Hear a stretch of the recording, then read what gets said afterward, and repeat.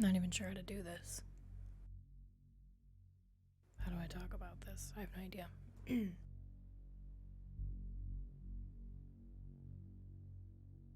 Hi. You have probably already seen the trigger warning that will be at the beginning of this video. This is going to be more like a therapeutic thing for me and a cathartic thing for me, but also like an explanation as to why things have happened the way they have over the last year. And I can finally talk about it, I think, maybe. A year ago today started out like any other day. It was summer break, and I wanted to take my kids to go do something fun. And there is this place that we go to in the town next to us. It's like a pizza place. It's almost like Chuck E. Cheese, but it's a little better than Chuck E. Cheese. And my kids really like to go there. And we spent the afternoon there, played arcade games, did, the pizza thing. And we were driving home like normal. Now, where I live in Texas, to get anywhere, you have to get on the highway. There are no service roads that travel from one destination to another. You just have to get on the highway, and everybody knows that Texas highways are notorious for their high speeds.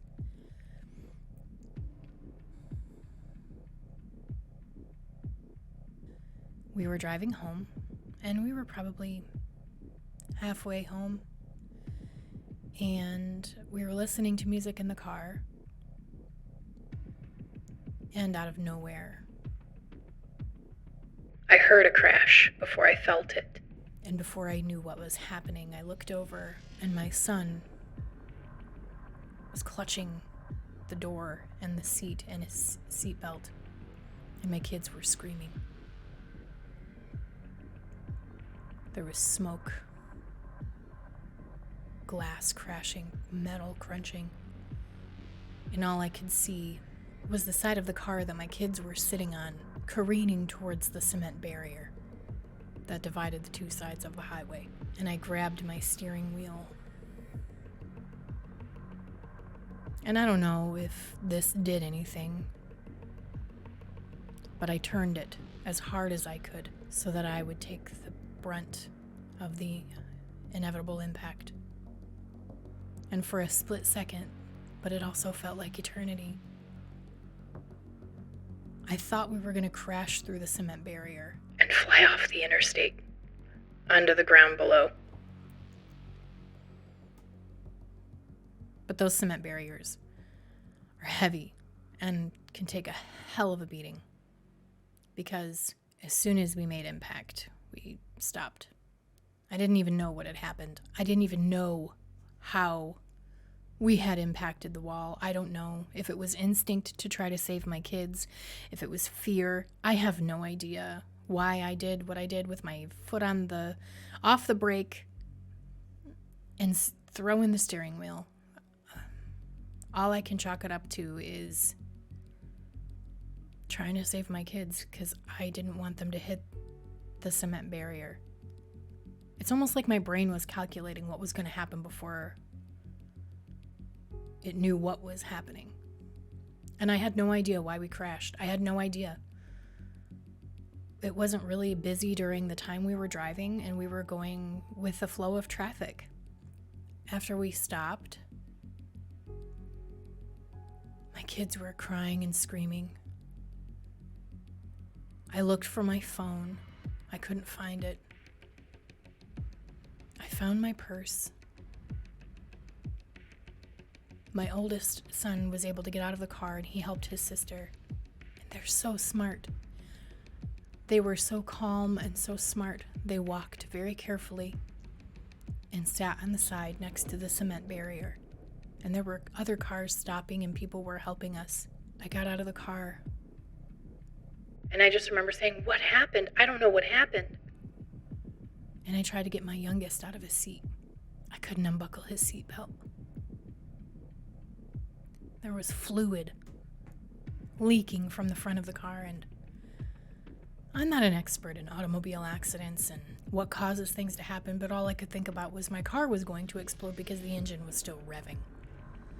So I ran to the front of the car and shut it off, threw it in park because it was still in drive, threw it in park, shut it off, just to try to stop the flow of whatever fluid was coming out.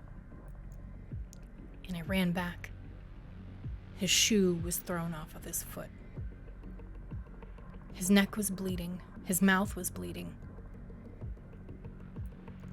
And that's when I started to scream because I was afraid. And I screamed, "Somebody please. Help me get him out of his seat. I can't get him out. My baby, my baby." Because all I could picture in my head was my car exploding with my son inside. I found my phone as I was trying to get him out.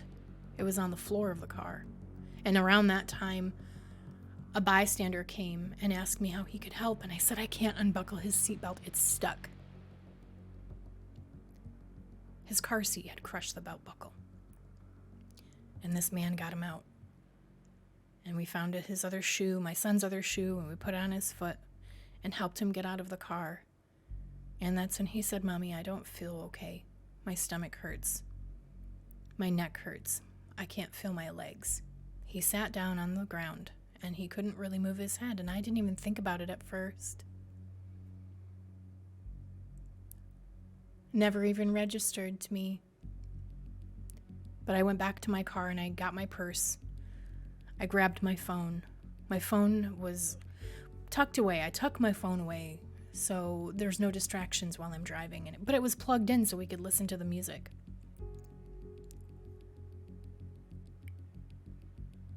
And the charging cable was still in the phone, but it was ripped in half.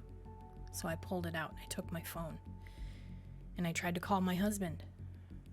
I tried to call Travis. I couldn't get a hold of him. So I made a Facebook post. "The kids and I were in a car accident. Can somebody please call Travis?" Almost immediately, I started getting text messages and Facebook messages. And I texted the first person I could think of, who's my friend that literally lives right across the street from me. And I said, "Hey, the kids and I were in a car accident. I need help." And she texted me back, "I can see you. We're on the highway." I don't know. I don't believe in God or divine intervention or anything like that, but I believe in something. And something that day put my friend in just the right place that she needed to be to help me and my kids. Eventually, police got there and an ambulance got there, fire trucks got there, and there were witnesses that said that somebody was speeding and riding over the line divider between the middle lane and the passing lane. And she came barreling down and hit my car. Essentially what she did was she sent my car into a pit maneuver, which if you're familiar with that, it's often what happens in police chases where the police sort of bump the rear end of the car to get it to spin out, and that's exactly what this person did to me. So the police went off to find this person because they drove off. And my friend is helping me. The police are helping. They're taking all the information, and at about 10 minutes after the ambulance got there, I started to feel just this burning sensation. It felt like somebody had lit a fire on my chest. And I looked down, and there's just skin ripped, and it's red, and it's bleeding. And I didn't even notice I was bleeding. And then I looked at my arm. In fact, you can probably still see the scar. And I don't know, you might be able to see right here. I don't know if the camera will pick it up. But I had chemical burns from the airbag deploying. I had a busted nose, my glasses. My sunglasses were busted. And it was at that moment that I started to feel the effects of being in a car accident. And slowly, one by one, we're getting on the ambulance. And they're asking what happened. And, you have to fill out paperwork because this is the United States and you can't just be taken care of. You can't just receive medical care. You have to go through a bunch of red tape and fill out forms when you're in no state of mind to fill out forms. But that's a whole other conversation. Eventually, it was determined that everybody needed to go to the emergency room. And obviously, with the majority of the people in the accident being children, we went to the children's emergency room, the children's hospital. And so that's where the ambulance took us. And all 3 of my kids were brought into the emergency department. You know, doctors and nurses obviously wanting to check on my youngest because he was the one that was having the most issues. My other 2 had severe lacerations across their abdomens, on their neck. Everybody was bleeding, bruised, scraped, and just in shock. As soon as I walked into the room where my children were, all 3 of my kids and myself, and a nurse came up to me and she said, "Okay, I need you to tell me your kids' names." And I took a breath. And as soon as I tried to speak my youngest son's name, I fell into her. And I about knocked her over. I'm a big gal. I'm pretty heavy. And I felt bad, but at the time I couldn't help myself. And doctors came rushing over. And they called for another doctor because obviously something was wrong. And I started having trouble breathing. And it was probably a combination of trauma, internal injuries, and just being in shock. Because I was still trying to figure out what the hell had happened. Now, from the time the accident happened to here was probably about an hour, maybe an hour and a half. So it hadn't been that long. And I'll tell you what. It was kind of comical now that I think about it. Being an adult on a child-sized gurney, being tended to by pediatricians and other nurses and staff who are used to seeing, children and not an adult. But those people took such good care of me and my kids. We all got MRIs, we all got CT scans, we all had x-rays done. They never missed a beat. I could hear my kids crying. And eventually my friend, who had been on the highway, was able to find somebody to take care of her kids, who she had in the car with her. And she met me at the emergency room, and she was so wonderful. And Sydney, if you ever watch this, I will never be able to repay you for your kindness. She ran back and forth from the room that I was in to the room that my children were in, talking to the doctors and nurses and other staff and getting answers and just acting as an extension of me to make sure my kids were taken care of. She held my kids' hands while they were getting MRIs and CT scans. Because I couldn't do that because I was strapped to a gurney with a C-collar on. And if you're not familiar with a C-collar, it's the neck brace that you often see people wearing to help stabilize the cervical spine, which is right here. It's where your neck is.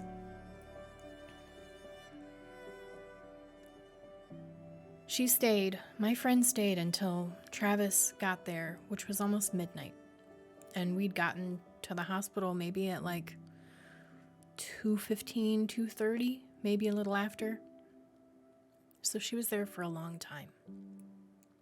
And it took a long time to figure out what exactly had happened and what the injuries and what the extent of the injuries were.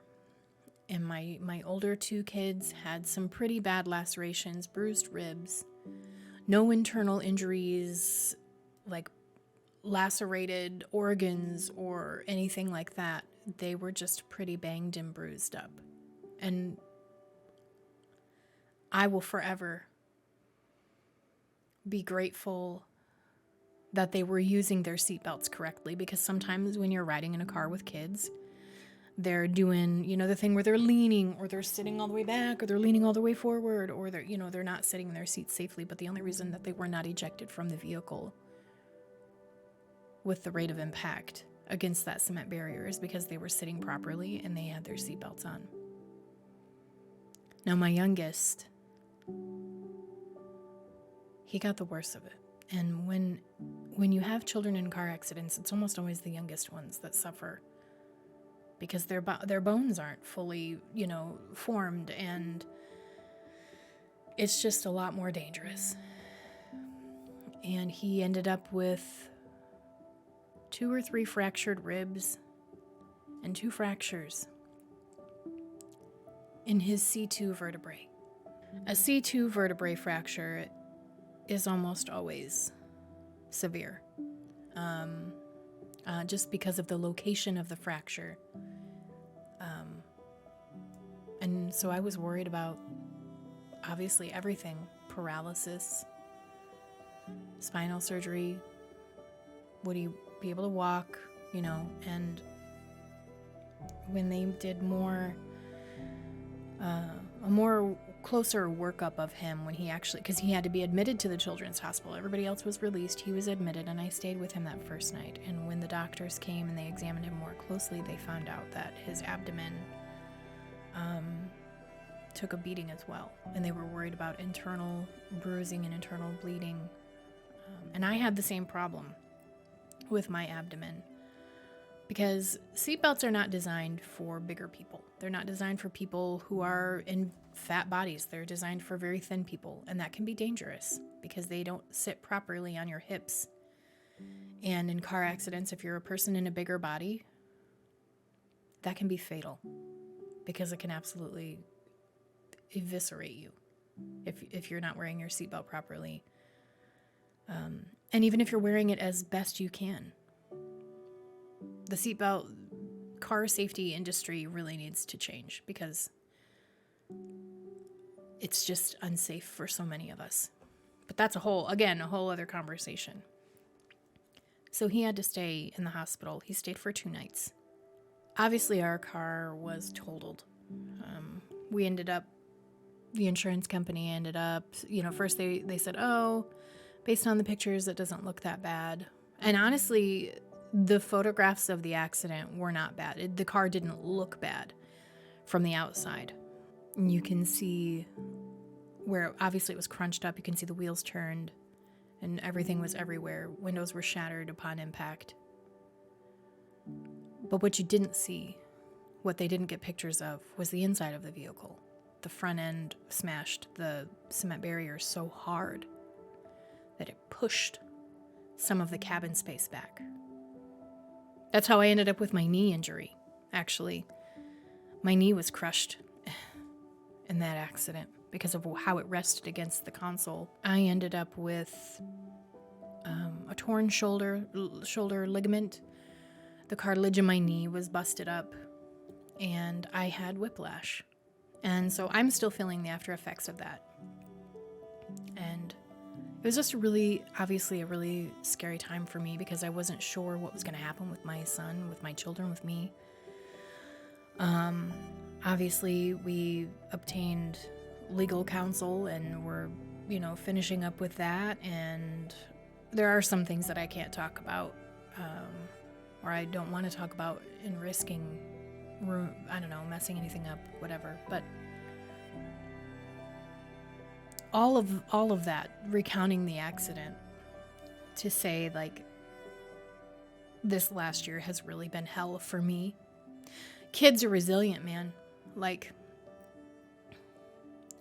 They still have some traumas related to the car accident. They still have hesitancies about being on the interstate. My youngest son, does not like it when we drive through a construction zone. It scares him, and that's understandable because he was the one that was hurt the most. My older kids, they're so resilient, man. They understand what happened, and sometimes they like to talk about it, and sometimes they don't, and that's normal. I guess for me, it's been the hardest mentally, not physically. Physically, it's been hard. I had to take a lot of time off of working out, which obviously meant that I gained some weight back because I wasn't able to work out as hard or as much. I am feeling the after effects. I have to have surgery on my knee to remove some of the debris from my knee. I've got so many things physically that have been impacted because of this car accident. And what I want to focus on is the mental impact that the car accident has had on me. I've had so many sleepless nights because of it. We found eventually my youngest son, he didn't have to have surgery. Thankfully, his fractures healed beautifully, his ribs healed beautifully, and his neurosurgeon said that he's doing great. The only thing is he can't play high contact sports, and that's okay with me because I want to keep his brain and his body safe. So if he can only play basketball, I'm cool with it. No football for this family, and I don't have a problem with that. But with me, it's a lot of, I almost lost my kids. I could have lost my kids. I could have died. Who would have taken care of my kids? I had a trip planned prior to this accident where I was flying out to Los Angeles because I was meeting up with Alex and Roxy and taking some time for myself. And it was supposed to be like this really cool first solo trip I've had since having kids. And I don't remember that trip because I didn't cancel it because it was non-refundable. I went anyway. And I was still in sort of a state of shock, and my therapist says that's pretty normal, given the circumstances. And I took a lot of pictures, and if it weren't for me taking those pictures, I would not have any memory of that trip, which makes me really mad, and it makes me really sad. Because I feel like I was robbed of so much, my physical fitness, my mental health, because of the stupid car accident. Like, I've been in therapy. I got into therapy shortly after this car accident because I could feel myself spiraling. I already have PTSD and other things that go into that. And the thing about trauma is if you have unresolved traumas, all it takes is one big one to sort of reopen the wounds. And that's kind of what happened with me. And so I got therapy. I was able to find, after searching forever, I was able to find a therapist that I could afford and who would be willing to treat me. And she's wonderful and amazing, and I don't know where I would be without her. My kids are in therapy. They see a therapist every week, and they do great too. They're doing wonderful. But I'm having a hard time getting back into a routine and a schedule. And a lot of it is my body is just hurting. It still hurts from this accident. My brain is still healing, mentally from everything that's gone on.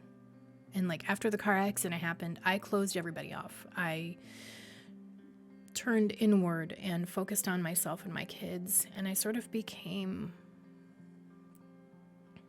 a bit of a recluse.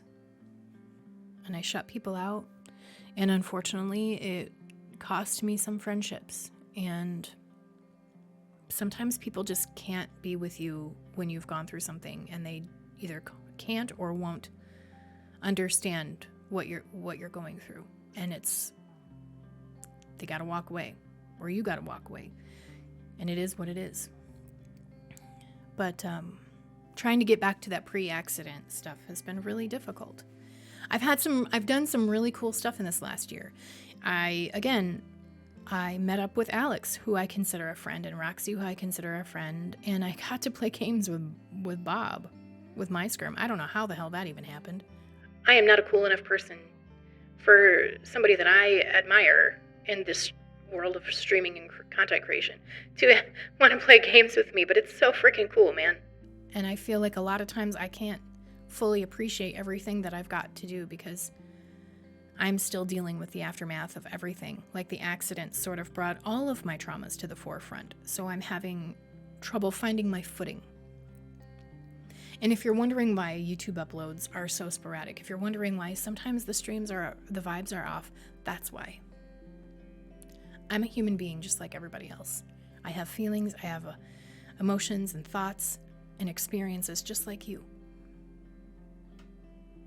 And sometimes that means that I can't be 100% all of the time because I'm still healing from this, from many things.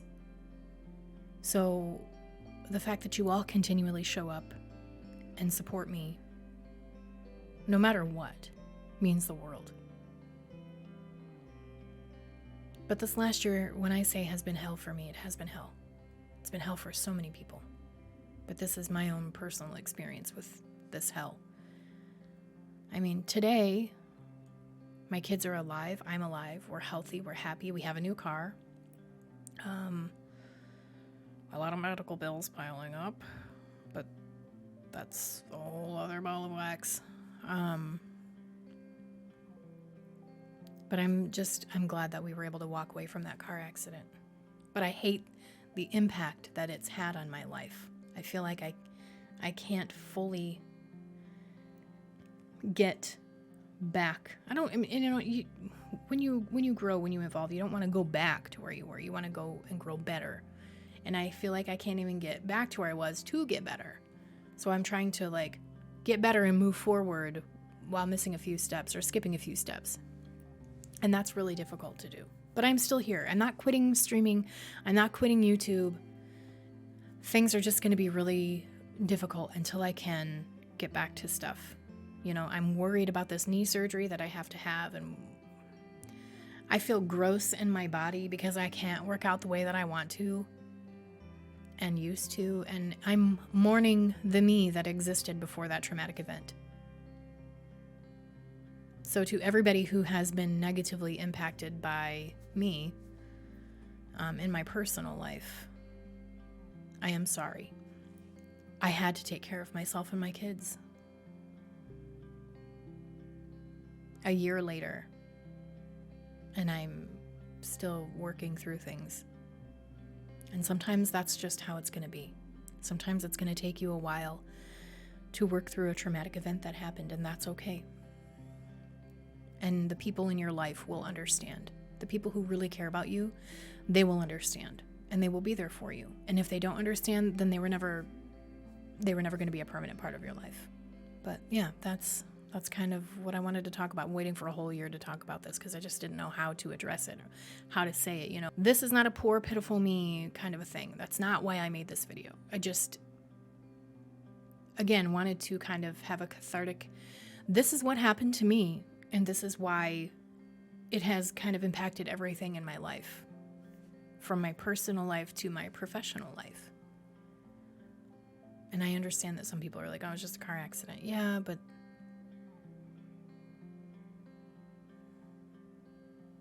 this is how it affected me and my kids. I'm happy that we're all alive and well and getting better. The support of this community has really helped me through some of those tough moments, whether you know it or not. And thank you to my friends for sticking by my side. And thank you to everybody who has played a part in the really cool shit that I've got to do in this last year. You're awesome, and I will forever be happy and grateful. So thank you all for watching. Thanks for being here, and I'll see y'all next time. Oh, always remember, you're important and you matter. I'll see y'all around. Bye.